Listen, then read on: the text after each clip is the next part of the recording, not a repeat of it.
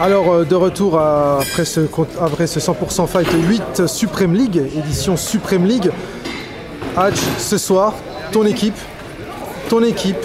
qui n'était pas la favorite logique de ce premier tour, passe avec, excuse-moi, 4 victoires de rang face à la Snake Team. On parle bien de la Snake Team, tu as mis un 4-0 à la Snake Team. Quel est ton ressenti ? Comme je l'ai déjà dit auparavant, j'ai été donc agréablement surpris de la victoire de mes combattants. Quand je dis agréablement surpris, ça veut dire qu'on avait en face de nous des combattants expérimentés. Et voilà, c'est ce qui nous manquait. Donc voilà pourquoi j'ai été un petit peu craintif avant d'attaquer ces différents combats.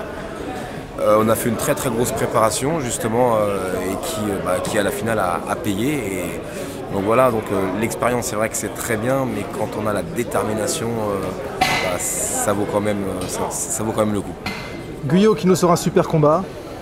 Francky qui est en pleine évolution, c'est assez impressionnant. J'ai été surpris, c'était une victoire expéditive. Et je pense que Francky a passé un cran.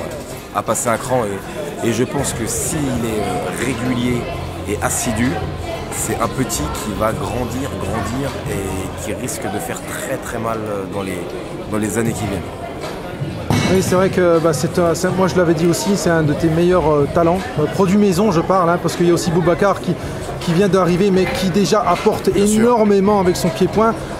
Notamment, bien sûr, il n'y a pas que son pied-point, puisqu'on a vu qu'il était capable de faire des soumissions, mais il a un pied-point énorme. Franchement, tu peux être fier de ton équipe. Oui, aujourd'hui je suis très fier de mon équipe. Maintenant, voilà, la finale n'est pas gagnée. On a passé la Snake Team, donc ce n'est pas rien. Voilà, donc tant qu'on n'a pas un pied en finale, voilà, je resterai un petit peu en retrait. Mais ça n'empêche pas qu'aujourd'hui, ce soir, je suis très très très satisfait. Maintenant, je vais parler un peu par rapport à ton côté promoteur, on va dire, non plus seulement le coach. Ce soir, il y avait seulement 8 combats. Alors, je sais que c'est dommageable et tu n'es pas la cause de ça, puisque je crois qu'à la base, tu avais prévu 12 combats. J'avais prévu, ouais, c'est ça, 12 combats. Et en fait, il y a eu des désistements, il y a eu des problèmes avec la Red Team, je crois notamment. Voilà, ça fait partie des aléas d'une organisation. Alors, des fois gérable, des fois un peu moins. Et ce soir, c'était un peu moins. C'était un peu moins gérable. Voilà, ça n'empêche pas qu'on ait eu du très très beau spectacle et que tout le monde était content. Donc, on va retenir plus les points positifs que les points négatifs. Oui, d'autant plus que les combats étaient magnifiques. On a eu 8 très très très beaux combats. Même Samir Rezig, il m'a paru même meilleur qu'au contender. Malgré sa défaite, il m'a paru même amélioré. Est-ce que tu vas le rappeler ? Samir Rezig, voilà, c'est un combattant qui en veut, qui recule jamais. Ce soir, il a perdu, mais il aurait très bien pu gagner. Bien sûr que je le rappellerai. C'est quelqu'un qui mérite et qui est très motivé. Et voilà, je l'ai appelé très tardivement. Il m'a pas dit non et je le remercie. Et donc l'avenir immédiat, c'est le G1 ? L'avenir immédiat, c'est le G1. On va tâcher de se concentrer à fond sur cette compétition parce qu'on l'a mise un petit peu de côté pour pouvoir se concentrer sur la Supreme League. Voilà, donc on va tâcher de se pencher sur cette compétition et puis réenchaîner sur le 17 mars prochain. Ça arrive très très vite. Ouais, avec le bloc B. Bloc B, voilà, avec le team Parabellum face à la ABS Team et la Free Fight Academy contre le team Djukanovic. Ça va être du beau combat en perspective là.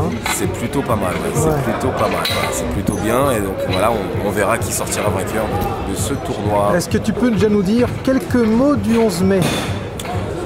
Quelques mots du 11 mai, ouais, j'en dirais que quelques mots. D'accord, alors, ça nous suffira. Déjà, c'est Pierre de Coubertin, donc une superbe salle. Ce sera un vendredi soir, donc pas d'excuses. Voilà, faudra venir nombreux. Alors citer quelques noms, j'ai pas envie dans la mesure où tant que rien n'est signé, je n'annoncerai rien. Mais sachez que ça reste l'événement majeur de Hadj Production. Donc il est certain que personne ne sera déçu. Même pas un petit nom, tu veux rien nous lâcher, rien du tout. Qu'est-ce que je pourrais te dire? Un petit nom. Si, je peux te dire qu'il y aura le tournoi des moins de 93 kilos. Voilà, je te dirais que ça ce soir. Avec Boubacar Baldé en tête de liste, avec Bakary Alanoir, avec Monsieur Potard, vainqueur récent des Contenders. Et j'ai bien dit normalement, c'est pas encore verrouillé, mais Johan Roming. Voilà, donc vainqueur aussi de Contenders. Voilà, donc une belle brochette. Déjà rien qu'avec ça, j'ai presque envie de dire que j'en ai trop dit. Mais c'est déjà excellent. Voilà. En tout cas, moi, à titre personnel, en tant que public, j'ai vraiment apprécié cette soirée. C'était une très belle soirée. On a vu encore une fois, moi, ce qui a surtout éclaté la soirée, bien sûr, c'est tes talents à toi qui ont brillé. Également quelques autres, malgré leur défaite, Sami Rezig et quelques autres, je pense encore.